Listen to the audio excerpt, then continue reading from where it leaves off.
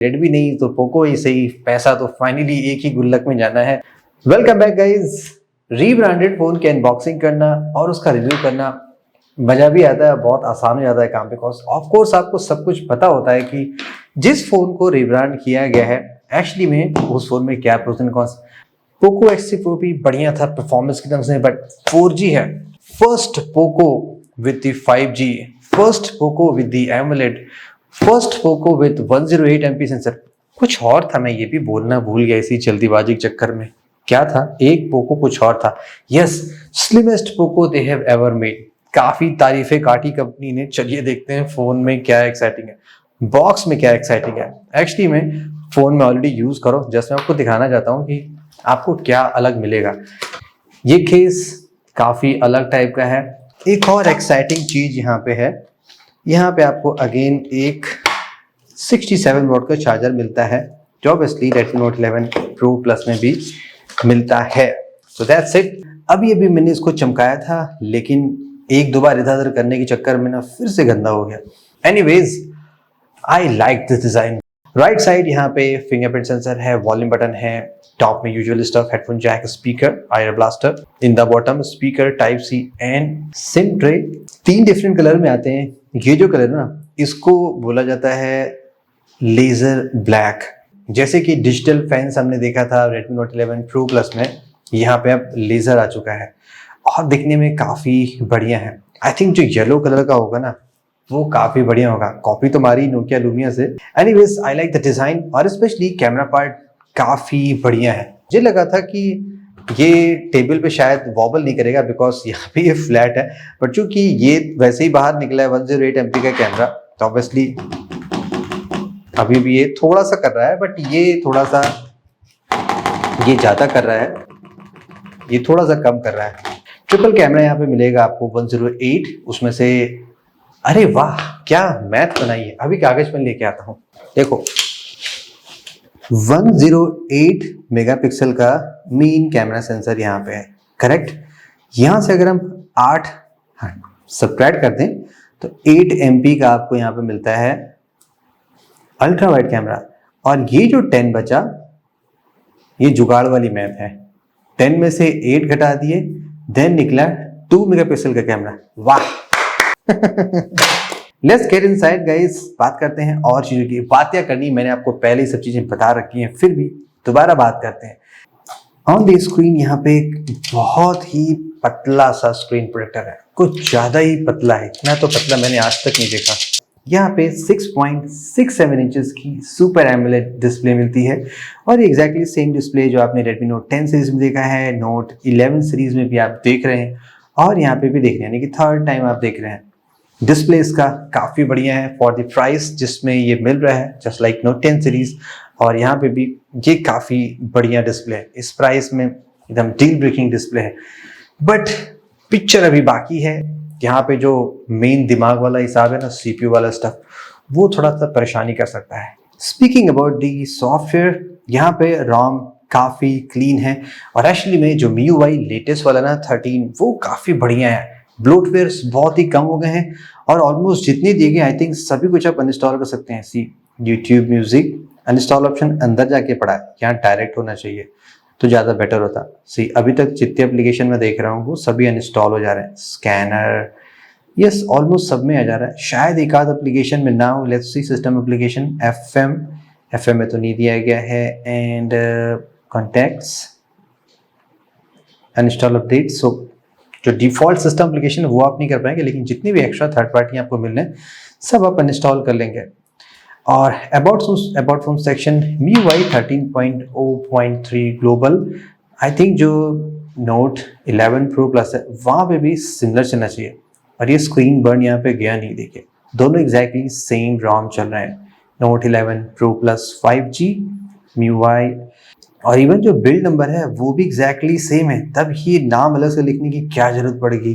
Dynamic RAM expansion, या 6+2 है। अगर आप 8GB रैम पे जाते हैं तो 8+3 मिल जाएगा। फॉर द स्पेक्स वाइज आप जानते हैं यहाँ पे स्नैपड्रैगन 695 है, बैड नहीं है। स्नैपड्रैगन 6 सीरीज आपको याद है कब बहुत पॉपुलर था? ये पॉपुलर था जब Redmi Note 5 Pro आया था, उस टाइम पे रिमेंबर 636 और 660, उसके बाद 675 आया था Redmi Note 7 में। इवन तो ये 6 नैनोमीटर में बना है, इसमें सभी कुछ कैपेबिलिटीज अच्छी हैं, बट कुछ बिग लिमिटेशंस हैं, राइट। सबसे बिग लिमिटेशन यहाँ पे आपको मिलेगी BGMI प्ले करते वक्त। सेटिंग का ऑप्शन मिलेगा, मैक्सिमम स्मूथ टू अल्ट्रा मिलता है। आई मीन स्मूथ एक्सट्रीम तो कॉमन होता है 15-20 हज़ार के डिवाइस में भी, सबसे बेस्ट एक्सपीरियंस मिलता है गेमिंग का वहाँ पे, बट नो। और मैक्सिमम यहाँ पे आप HD विद हाई पे खेल सकते हैं अगर आप ज़्यादा ग्राफिक्स चाहते हैं। गेमिंग एक्सपीरियंस बताऊँ तो अगर आप स्मूथ अल्ट्रा पे प्ले करेंगे ना, तब तो लैग नहीं फील हुआ। फ्रेंकली मुझे तो नहीं फील हुआ, मैंने शायद नोटिस नहीं किया, लेकिन मुझे फील नहीं हुआ। लेकिन आप HD और उसमें आ जाएंगे ना थोड़ा सा जैसे बढ़ा के, देन वहाँ पे आपको लैग फील होगा। आई मीन फील होगा नहीं कि आप नोटिस कर सकेंगे, अच्छा खासा लैग वहाँ पे आपको मिलेगा। तो ये प्रॉब्लम है, गेमिंग के लिए उतना बेटर नहीं है। इससे बेटर आप Infinix Zero 5G क्या बढ़िया काम करता है, लाइक UFS 3 स्टोरेज और LPDDR5X और Dimensity एकदम झकास चलता है वो गेम। सेम प्रोसेसर हमने बहुत से फोन में यूज किया है, Realme 9 Pro, Vivo T1 5G, और छोटे भाई में तो वही है, मौसी के लड़के में तो ये प्रोसेसर मिलता ही है, तो ताऊ के पास क्यों ना हो। ये सारी चीजें तो यहाँ पे मिल रही हैं। मैं आपको बेंचमार्किंग स्कोर दिखा दूं, 3,30,000 रेस्पेक्टेबल स्कोर है जो मिलता है। Let's try out the Geekbench score 32118146। कुछ प्रॉब्लम्स मैं आपको बताता हूँ जो मोस्ट लाइकली इस प्रोसेसर की वजह से है। फॉर एग्जाम्पल, अगर आप नेटफ्लिक्स पे जाते हैं और कोई भी ऐसा कंटेंट प्ले करने की कोशिश करते हैं जो HDR हो, लेकिन वो आप प्ले नहीं कर पाएंगे। आप मैक्सिमम यहाँ पे जस्ट HD में ही प्ले कर पाएंगे। कोई आप YouTube पे वीडियो प्ले करते हैं, मैं आपको एक डेमो देता हूँ।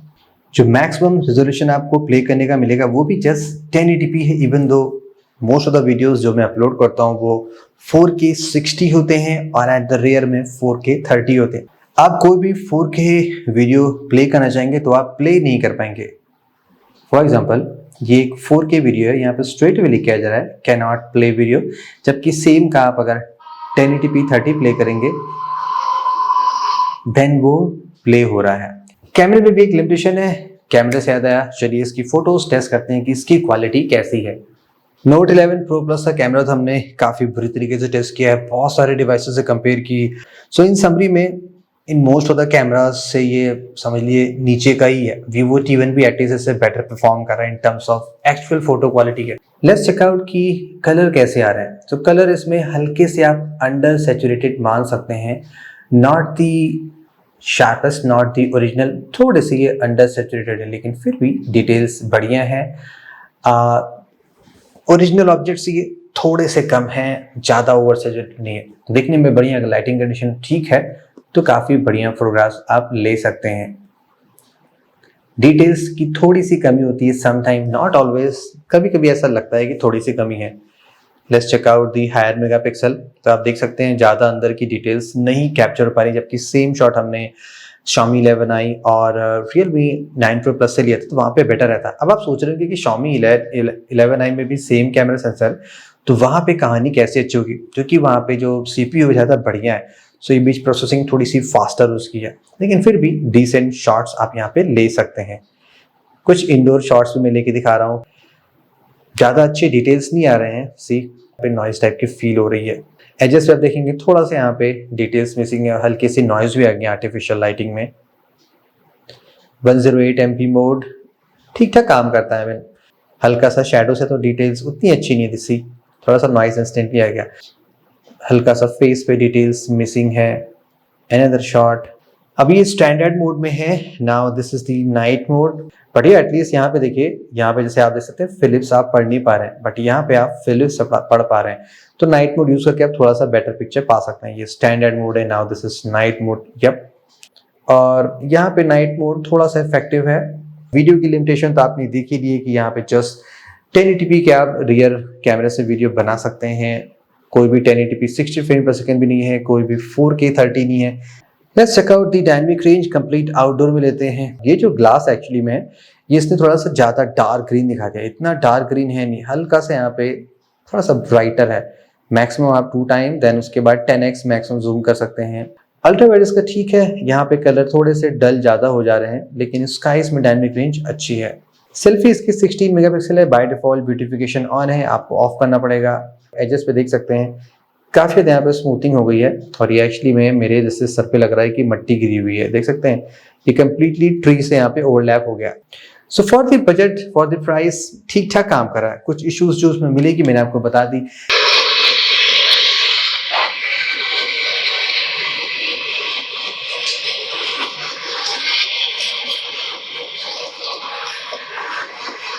स्पीकर्स इसके काफी लाउड हैं और यहाँ पे डॉल्बी इफेक्ट्स भी दिया गया है, लेकिन एक ही प्रॉब्लम मुझे लगती है, प्लेसमेंट थोड़ा सा ऑड है।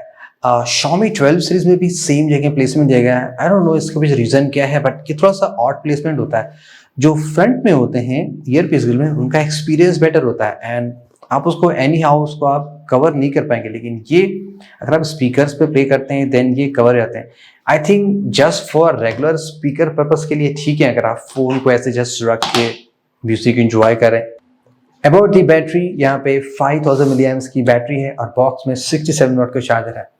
कंपनी ने थोड़ा सा इंप्रूवमेंट किया है, ऑफिशियली क्लेम किया है, वो ये कि Redmi Note 11 Pro Plus को फुल चार्ज करने में लगते हैं 42 मिनट्स, लेकिन अकॉर्डिंग टू द कंपनी इस फोन को चार्ज करने में लगते हैं 41 मिनट। 1 मिनट का इंप्रूवमेंट किया गया है, नॉट श्योर कैसे किया गया है बट समहाउ किया गया है। Let's check out the SIM tray. या तो आप यहाँ पे 2 सिम कार्ड लगा सकते हैं या 1 सिम कार्ड प्लस एक SD कार्ड लगा सकते हैं, just like the Note 11 Pro Plus। So yeah guys, that's it for the Laser Black Poco X4 Pro। अब आई थिंक आप इसको डायरेक्ट सक्सेसर तो नहीं कह सकते हैं कि ये Poco X3 Pro का सक्सेसर है, clearly not. Alright, that's it guys for the Poco X4 Pro। Clearly not a Pro, but it's a good rebranded Redmi Note 11 Pro Plus।